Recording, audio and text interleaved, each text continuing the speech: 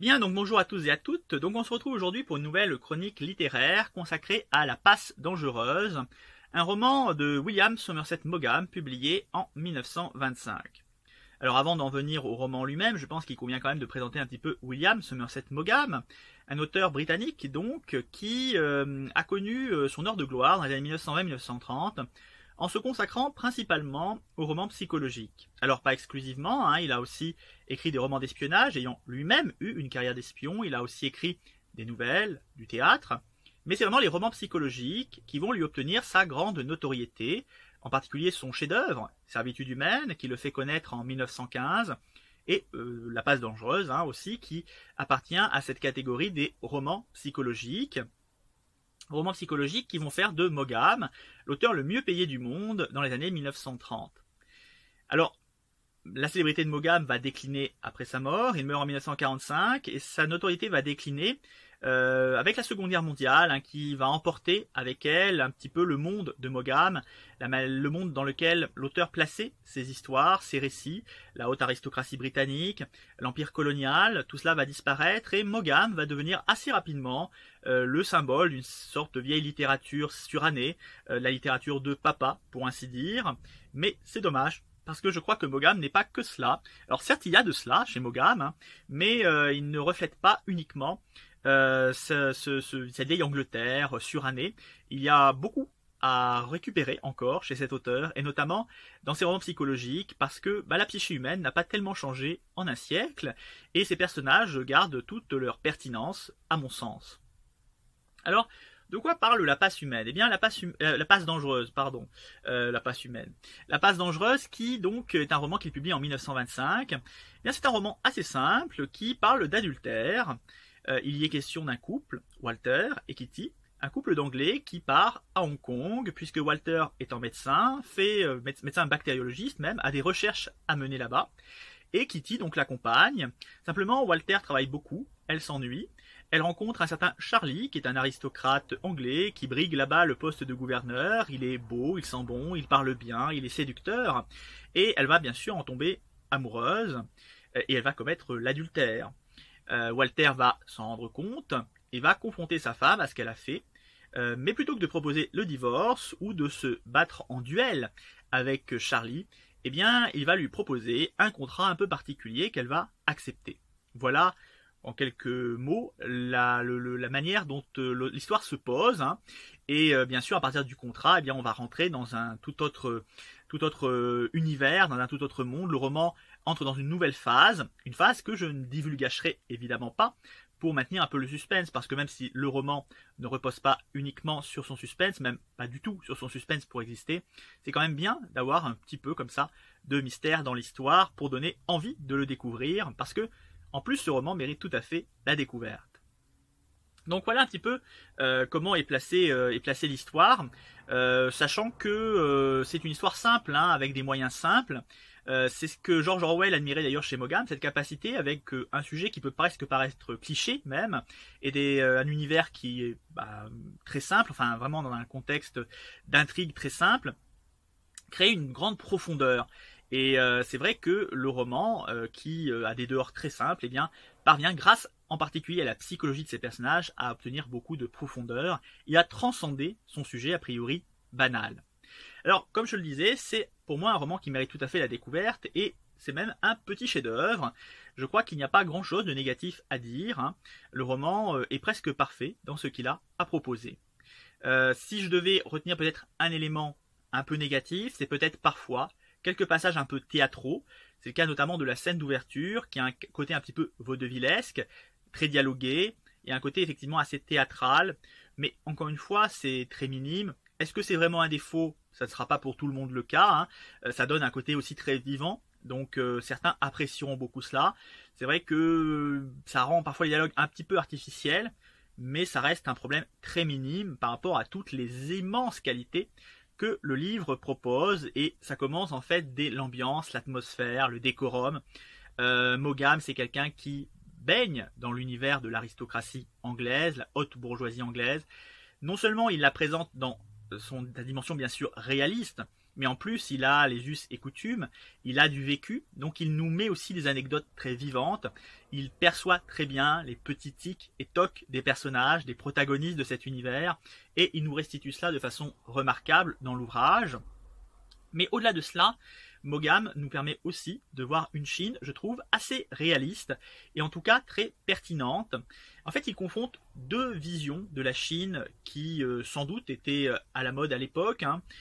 Une Chine d'un côté assez fantasmée, un peu le côté Chine impériale, vous voyez, avec les palanquins, les temples dorés, les pagodes, les jonques. Bon, vous voyez, il y a un côté très, oui, Chine orientaliste qui inspire les poètes et inspire les artistes. Mais qui est un visage sans doute voilà, très lisse et pas tout à fait exact de la réalité. Il y a un côté carte postale dans cette vision-là. Mais la grande force de Mogam, c'est qu'il adopte cela pour, d'un côté, développer des images très poétiques, à donner des descriptions très organiques, très vivantes, et en même temps, il l'introduit dans un univers beaucoup plus sombre, puisqu'il y a une épidémie de choléra qui sévit, il y a la misère, bien sûr, donc un côté beaucoup plus noir et des descriptions aussi plus macabres, parfois même empruntant un peu au gothique. À un moment donné, il décrit une forteresse, presque comme un château, vous voyez, du Moyen-Âge, un château noir, barbare, juché sur son piton, château du Moyen-Âge, donc il y a vraiment un côté comme ça, parfois presque gothique dans certaines descriptions. Et l'auteur confronte en fait ces deux Chines-là dans son roman, ce qui donne, eh bien, par la réunion des deux, je pense, un visage assez réaliste de ce pays, et en tout cas on a le dépaysement sans tomber dans le cliché carte postale, et ça c'est très appréciable. Au-delà de la description et de l'atmosphère, l'écriture est vraiment remarquable, elle est très fluide et en même temps elle fait ressentir énormément d'émotions, de sentiments. L'auteur joue beaucoup avec les hauts et les bas dans les émotions et les sentiments. Il y a un côté parfois très triste auquel voilà, l'auteur fait succéder une scène plus drôle, plus légère. Il y a des touches d'humour bienvenues d'ailleurs dans l'ouvrage. Par exemple, à un moment donné, il y a un douanier qui apparaît et donc il lutte contre le trafic d'opium et il explique à l'héroïne qu'il aimerait bien quand même que sa femme, qui est une princesse mandchoue, diminue sa consommation d'opium parce que ça fait un petit peu tâche alors que lui est censé lutter contre le trafic d'opium. Voilà, donc il y a parfois des séquences un petit peu comme ça, un petit peu anecdotiques et assez drôles, qui viennent, je trouve, donner beaucoup de vie en fait au texte. C'est très vivant, la plume est très vivante, les dialogues eux aussi sont très vivants, même s'ils ont parfois un côté un peu théâtral, mais vraiment la force du livre c'est cette vitalité que l'auteur arrive à lui insuffler, cette histoire qui aurait pu être une histoire assez plan-plan, vous voyez, sentimentale, très banale, vraiment la littérature pour jeunes filles de l'époque, assez ennuyeuse et barbante. Eh bien non, il y a énormément de vie, et pas uniquement dans la seconde partie, même dans cette première partie un peu banale. Eh bien l'auteur arrive à donner vraiment un ton original et être un petit peu parfois licencieux également. C'est assez audacieux. Je dirais pas que c'est érotique, loin de là, mais il y a un côté un petit peu plus licencieux que celui auquel je m'attendais de la part d'un auteur anglais, un peu voilà de la bourgeoisie, de la haute aristocratie anglaise. C'est un petit peu plus licencieux que ce à quoi je m'attendais. Voilà. Mais faut pas s'attendre à l'amant de Lady Chatterley. Donc voilà, c'est vraiment un ouvrage très vivant. Et la plume est très belle, très agréable. Donc ça faisait longtemps que j'avais pas lu, je crois, un livre aussi sympathique à lire, voilà, avec une écriture aussi prenante. Donc ça fait plaisir. Et puis au-delà de cela, la grande force du livre reste quand même l'écriture des personnages. On est dans un roman psychologique et l'écriture des personnages est tout à fait remarquable, et ça ne me surprend pas que l'auteur notamment ait été un grand fan de Tess d'Urberville, de Thomas Hardy, un roman dont je suis également un grand fan et que je recommande bien évidemment à chaque fois que j'en ai l'occasion, donc là j'en ai l'occasion. Et ça ne m'étonne pas qu'il ait été un grand fan du roman de Thomas Hardy, parce que eh bien, la grande force du roman de Thomas Hardy, c'est l'écriture des personnages, la complexité de leur écriture, et je trouve que c'est aussi bien la grande force de ce roman, La Passe dangereuse. Les personnages non seulement sont vraiment bien décrits, ils ont un vrai caractère, une vraie personnalité, mais au-delà de cela, l'auteur arrive à contextualiser cette personnalité. Pourquoi les personnages ont tel ou tel caractère, ont tel ou tel défaut, telle ou telle qualité. Tout cela est vraiment contextualisé, les personnages ne sont pas intrinsèquement comme ça, l'auteur nous le fait comprendre par le travail qu'il fait autour d'eux, et ça c'est tout à fait remarquable parce que du coup ça donne vraiment une origine aux personnages. Ils ne sont pas bons ni méchants, voilà, ils sont un petit peu aussi ce dans quoi ils ont grandi, voilà, ce dans quoi ils ont évolué. Donc ça c'est tout à fait passionnant, et puis ils ont une vraie évolution dans le roman. Donc ils partent d'un point pour arriver à un autre. Donc ça aussi c'est tout à fait remarquable. C'est ce qu'il faut en général dans un roman. Et au-delà de cela, ils sont insaisissables. Voilà. C'est-à-dire qu'ils ont une vraie complexité. Quand on croit les avoir compris, les avoir saisis, eh bien non. Ils nous échappent encore.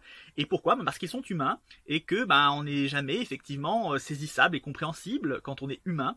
Donc parfois, on a des contradictions en soi et qui ne sont pas explicables. Par exemple, le personnage de Charlie, qui aurait pu être un simple séducteur bellâtre, banal, comme il y en a beaucoup dans la littérature, c'est quelqu'un qui séduit, qui ne peut pas s'empêcher de séduire et de commettre l'adultère parce qu'il est marié en plus.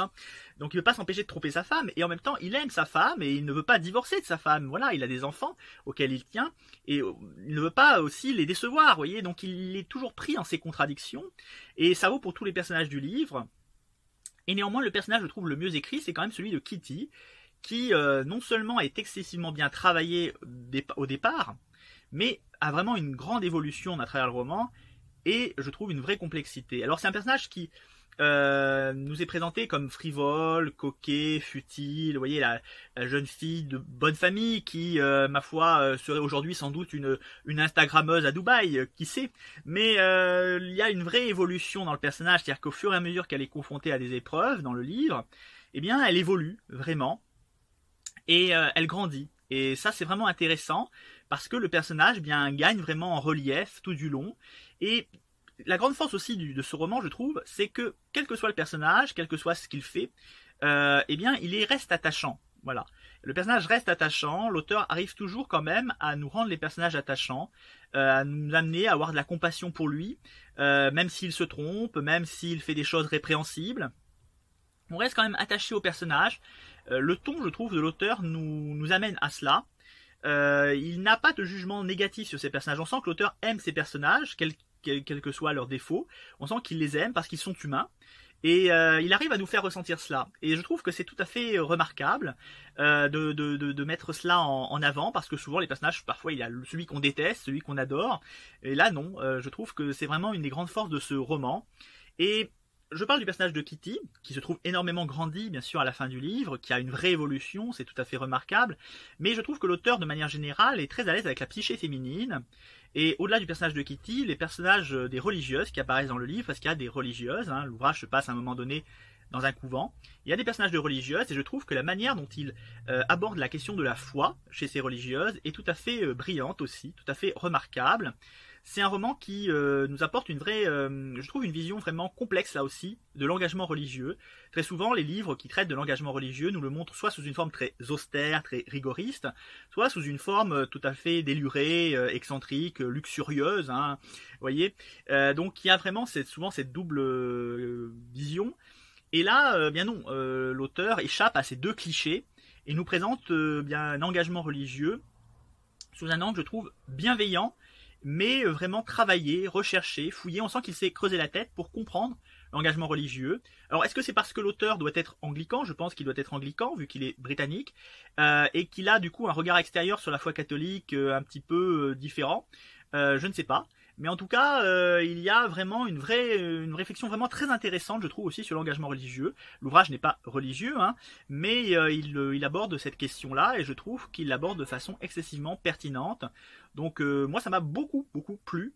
Aussi cette manière de rompre avec ce qu'on a un petit peu aujourd'hui, je trouve, par rapport à la question religieuse. On a souvent pas mal de clichés, pas mal de traitements un peu hasardeux, je trouve, et là on a un roman vraiment qui échappe à cela, donc ça fait plaisir. Il y a toute la subtilité de toute façon, voilà, de l'auteur qui transparaît là, et je dirais que subtil, c'est vraiment le mot de ce roman, pour traiter ce roman, pour caractériser ce roman.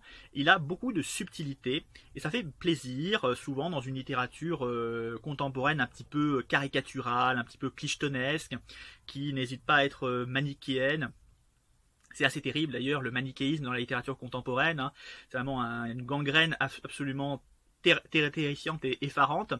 Et je trouve que là, c'est typiquement le contraire. On a vraiment un roman complexe, avec des personnages complexes, qui nous restent malgré tout attachants et intéressants. Et moi, ça me rappelle beaucoup de Tess d'Urberville, qui était exactement d'ailleurs similaire à cela, avec des personnages parfois excessivement austères et tête à claque, mais qui parvenaient malgré tout à rester attachants, et puis certains qui faisaient aussi des actes tout à fait répréhensibles, et qui néanmoins nous restaient nous rester proches. Donc vraiment un roman remarquable que moi je conseille de découvrir, et je pense d'ailleurs redécouvrir d'autres romans également de ce Somerset Maugham qui m'était relativement inconnu, même si j'avais quelques petites choses en tête à son sujet, mais c'est vrai que l'auteur en lui-même me restait relativement inconnu, donc je pense que je vais découvrir d'autres œuvres de lui, et que je ferai bien sûr des chroniques en espérant qu'elles soient aussi positives que celle-ci.